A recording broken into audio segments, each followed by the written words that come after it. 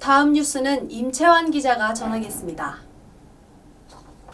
택배노사가 분류작업 책임을 택배사로 명시하는 등 단체 교섭안에 극적으로 최종 합의하며 총파업 사태를 철회하고 설 배송 대란을 피할 수 있게 됐습니다.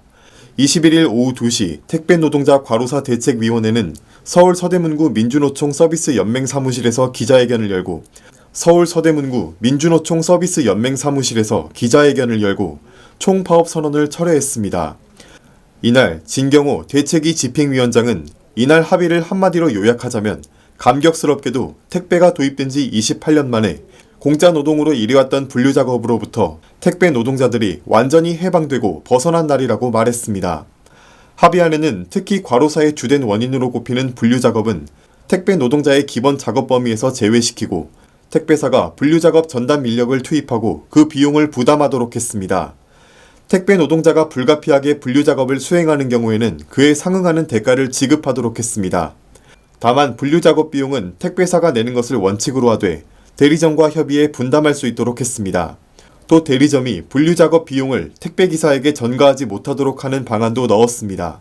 아울러 택배사는 분류작업 설비 자동화를 추진하고 자동화 이전까지 택배기사가 불가피하게 분류작업에 투입되면 분류인력 투입 비용보다 더 높은 비용을 지불하도록 했습니다.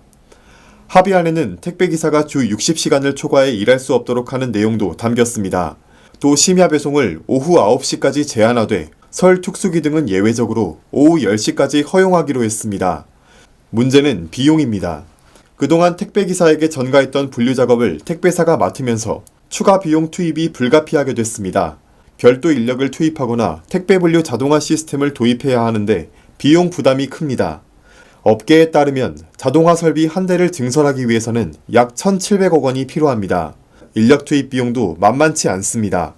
CJ 대한통운은 기존 분류작업 인력 1,000명에 추가로 3,000명을 투입하는데 총 500억 원이 소요될 것으로 보고 있습니다. 실제로 택배사들은 택배 분류작업을 택배사나 영업점이 맡을 경우 택배비 인상이 불가피하다는 점을 정부에 피력한 것으로 알려졌습니다.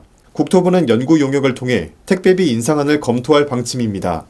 이번 합의문에도 국토부는 택배 운임 현실화를 추진하며 화주와 관계부처는 적극적으로 협력한다는 내용이 포함됐습니다. 국민의 소리TV 임채환 기자였습니다.